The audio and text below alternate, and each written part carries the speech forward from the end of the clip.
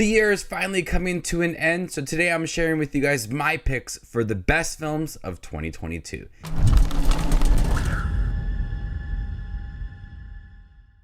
Hey everybody, my name is Justin here. I try to watch everything that hits theaters and on streaming services. If you guys are like me, make sure to hit the subscribe button down below for more up and coming content. Leave your list down below. What were your favorite films of 2022? I saw about 215 new releases and it was hard to pick just 10 for this list. So I do have a few honorable mentions to go through before I share my list. Honorable mentions include Jackass Forever, a hilarious Jackass entry that brings in new crew members while respecting the originals. Over-the-top stunts with friendships that are undeniable. The Menu, a surprising horror film that is equally fancy as it is thrilling. A lot of intense dialogue and discussion around food that makes you hungry but also disgusted. After Sun, an emotional film that looks at how adults reflect on their relationships with parents when they were younger. After Sun offers some of the most emotional, heartbreaking scenes of the year. Hustle, an inspiring story of rising up to the challenge and believing in yourself. One of Adam Sandler's best performances, which showcases his love for basketball. Weird, the Al Yankovic story, a parody on biopics that feels just as bizarre as Weird Al Yankovic's music. Truly one of Daniel Radcliffe's best roles. The Fabelmans, a deeply personal film about how film can affect one's life and the journey people go through to achieve their dreams. Spielberg crafts the film with love and care.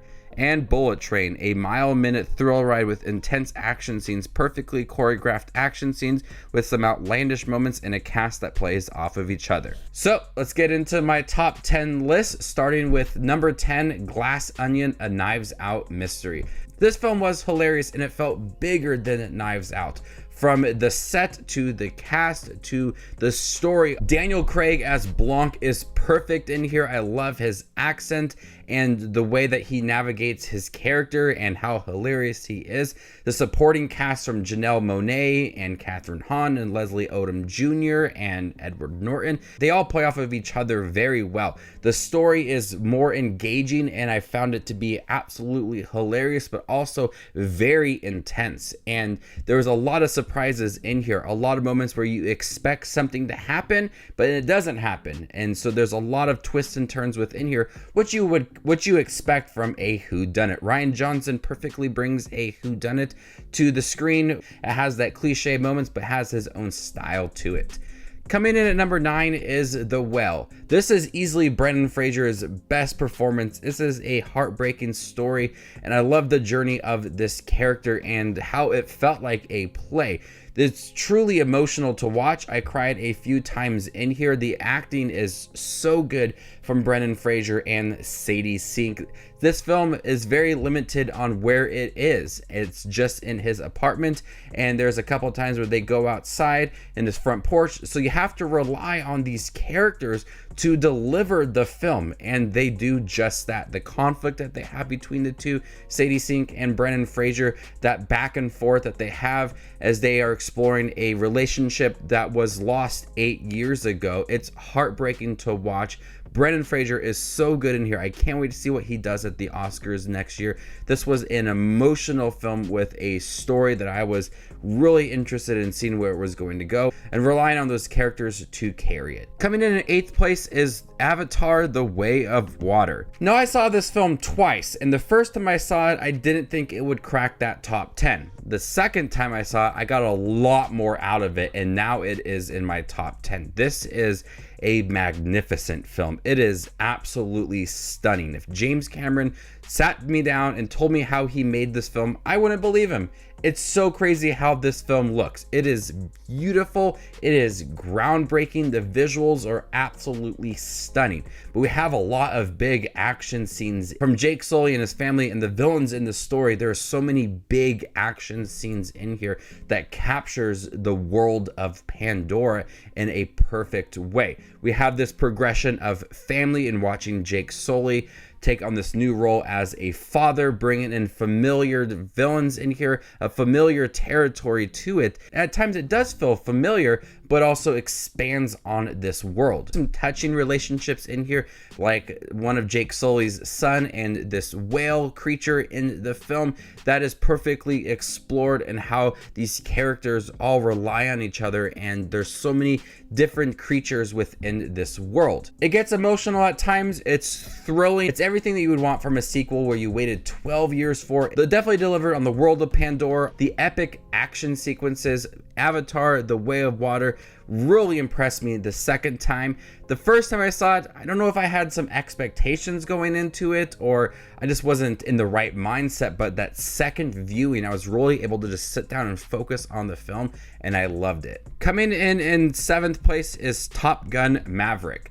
This is another one that I saw the first time and I really didn't care much for it, and then the second time I was like, this is something amazing. Tom Cruise is so good in here. You feel that maturity for this character since that first film. The visuals are absolutely stunning. The action scenes are some of the best of the year and the best in the last couple years. They are thrilling, but also that has that emotional connection to these action scenes. Miles Teller is awesome in here. He plays alongside Tom Cruise so well, and I love that connection between Miles Teller and Tom Cruise and that first film as well. It perfectly bridges Top Gun and Top Gun Maverick, and understanding the original and what made it so popular, and then going into the second film. The emotional connection is there. The characters are perfectly fleshed out. The action scenes are big, visually stunning. It was a perfect summer blockbuster. Coming in sixth place is Everything Everywhere All at Once. This one took me some time to actually sit down and watch. I think it came out like, what, March-ish time?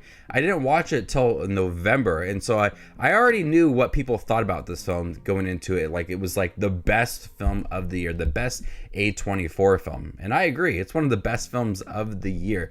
This is a bizarre film with the multiverse of madness not delivering the Doctor Strange film. This one definitely brought forth what we expected from the Doctor Strange film. This film had so many different universes all connecting into one, really big action scenes, an emotional beat to it with these characters that were perfectly set up in the beginning of the film, and then it just carried throughout the film. The different versions of all of the characters throughout were either entertaining, emotional. There was just a wide variety of different genres and feelings throughout this film. The direction is some of the best of the year, and they brought forth these really subtle moments and made them feel grand. The score in here is beautiful, accompanies a lot of these tender scenes and these really big action scenes. It's really all over the place. This film is perfectly chaotic in the right way and offers some of the coolest scenes in cinema this year. I understand why people absolutely love this film. The acting is good, the visuals are stunning, some of the best things I have seen this year. Coming in fifth place is Barbarian. Now, I haven't done a review on Barbarian, and I've seen it twice, and each time I'm blown away with what I've seen. This is a film that I did not know anything about going into it. Synopsis, didn't watch the trailer, just went into it, and I got something that was really weird. The first half of the film with our characters and the Airbnb, it's just chilling because you don't know what's going to happen. And then when we explore the meat of the story, it really flips it on its head and becomes something just truly horrific. This film really surprised me. There were truly haunting scenes in here, scenes that made me jump, and I was scared to continue watching it. But the atmosphere is always chilling when it's not about what is in the basement and it's just our two characters, the two characters in the living room at the Airbnb. I was like scared with what the possibility of this film could be. And the film goes on this journey of really surprising you. And films are not like this anymore. Films where you have one kind of tone and style and one story, and then it really flips it on its head and becomes something new, and then succeeds at delivering on that. This is Barbarian, one of the biggest surprises of the year, one of the best horror films of the year.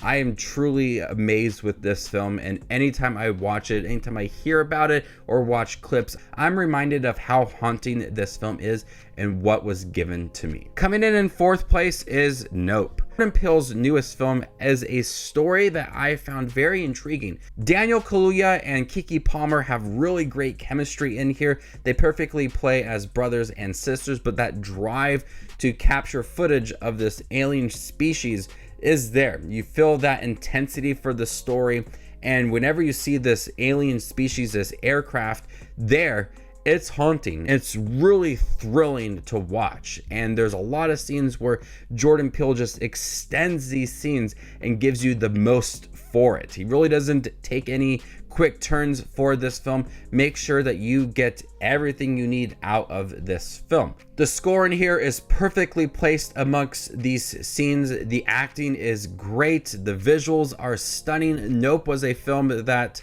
like Top Gun Maverick and Avatar: Way of Water, I wasn't absolutely sold on the film right away. And so a lot of these films I did see a couple times over the summer to really soak in these films. And Nope was one of those that I was able to appreciate these characters and the journey and the filmmaking process within here and the lengths they went to capture footage. There are some truly gory sequences in the beginning with the chimpanzee and everything that happened.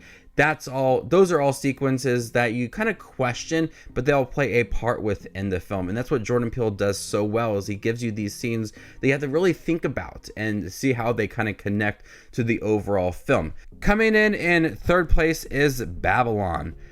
Damien Chazelle's newest film is a chaotic, epic, long film that truly is bizarre to watch. The first half of the film is just a setup of the style and filmmaking and getting on set in the 1920s and 1930s. And when you start to understand these characters, you understand that the story is about how Hollywood affects the lives of celebrities and the rise and fall of them as well. Justin Hurwitz's score in here is stunning. At times it does feel familiar to La La Land, but I appreciate it that the direction is top notch. Diego Calva, Margot Robbie, Brad Pitt give really good performances, and seeing that progression of these characters and that rise and fall added for some truly emotional moments. I'm not completely sold on the end of the film, but I love everything that came before that. The story of these characters, the rise and fall, looking at how films were made and how films were perceived and how you have to kind of preserve films as well. The discussion of film is beautiful in here.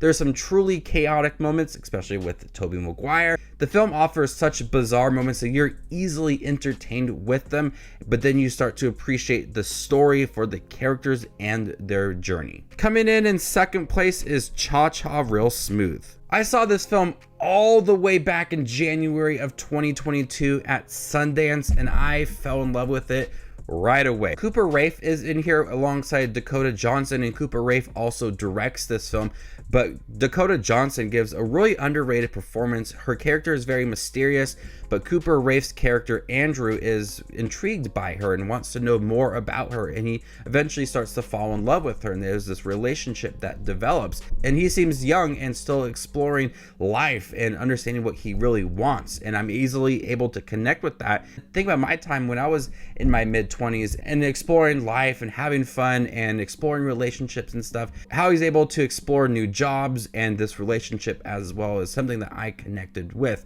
I love how sweet this film felt. The dialogue is emotional and personal to these characters. Each of them have an understanding of the other person, and they start to have these feelings for each other. But also that relationship between Andrew and Dakota Johnson's daughter in the film, that is perfectly explored as well, and how he's so invested in this family. It's a sweet film that I just cannot stop thinking about. Cha Cha Real Smooth remained in my top 2 for the longest time of the year, and I was impressed with this film and fell in love with these characters. But coming in at number 1 is The Batman. The Batman took number 1 spot over Cha Cha Real Smooth in March and Never Let Go.